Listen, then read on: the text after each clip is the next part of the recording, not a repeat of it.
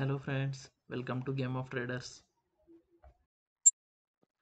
ఈ వీడియోలో మనం ఫ్లాగ్ అండ్ పోల్ ఎలా ట్రేడ్ చేయాలనేది చూద్దాం.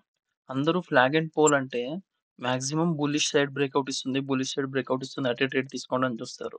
కాకపోతే మనం ఇక్కడ అబ్జర్వ్ చేయాల్సిందే ఏ సపోర్ట్ ఆర్ రెసిస్టెన్స్ దగ్గర ఎక్కువ సార్లు టెస్ట్ అయ్యింది అండ్ ఎటు సైడ్ బ్రేక్‌ఔట్ ఇస్తుందనేది అబ్జర్వ్ చేయాలి. ఇక్కడ మీరు అబ్జర్వ్ చేస్తే సపోర్ట్‌ని 1, 2, 3, 4 టైమ్స్ ఇది టెస్ట్ చేసింది. రెసిస్టెన్స్‌ని కూడా 5 టైమ్స్ టెస్ట్ చేసింది. సో, ఎటు సైడ్ బ్రేక్‌ఔట్ ఇచ్చినా గాని మనం ట్రేడ్ తీసుకోవచ్చు. ఆ లాజిక్ యూజ్ చేసి నేను సపోర్ట్ బ్రేక్ అవుతూనే ఎంట్రీ తీసుకున్నాను. 1:2 అయితే ప్లేస్ చేశాను. దాని తర్వాత ఇప్పుడు మనం సింపుల్‌గా టార్గెట్ కోసం వెయిట్ చేయడమే.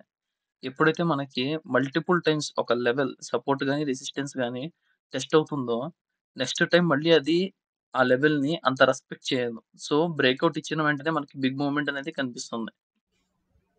ఎప్పుడు కూడా ట్రేడ్ తీసుకున్న తర్వాత ఎస్ఎల్ హిట్ అవుతుందా, టార్గెట్ హిట్ అవుతుందా అని చెప్పేసి ప్యానిక్ అవ్వడం కన్నా ట్రేడ్ రిస్క్ మేనేజ్మెంట్‌తో తీసుకొని దాని అవుట్‌కమ్ కోసం వెయిట్ చేయడం అనేది బెటర్. ఎందుకంటే మనం అబ్జర్వ్ చేస్తుంటే మన లైఫ్ అంతా అబ్జర్వ్ చేస్తూనే ఉండిపోతాము. వన్స్ మనం రియల్ మనీతో ట్రేడ్ చేయడం మొదలెడితేనే మనకి రియల్ టైమ్ ఎక్స్‌పీరియన్స్ అనేది వస్తుంది. మన ఎమోషన్స్ మీద ఒక కంట్రోల్ అనేది వస్తుంది. ఇక్కడ చూసుకుంటే మీరు 1:1 అయితే కంప్లీట్ అయింది. ఆల్మోస్ట్ 1:2 దగ్గరికి వచ్చింది మన ట్రేడ్.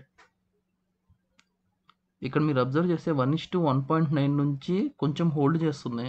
సో, ఇక్కడ నేనేం చేశానంటే పాయింట్ 1 కోసం ఎందుకు ఫైట్ చేయడం అని చెప్పేసి 1:1.5 దగ్గర నేను బుక్ చేసేసుకున్నాను.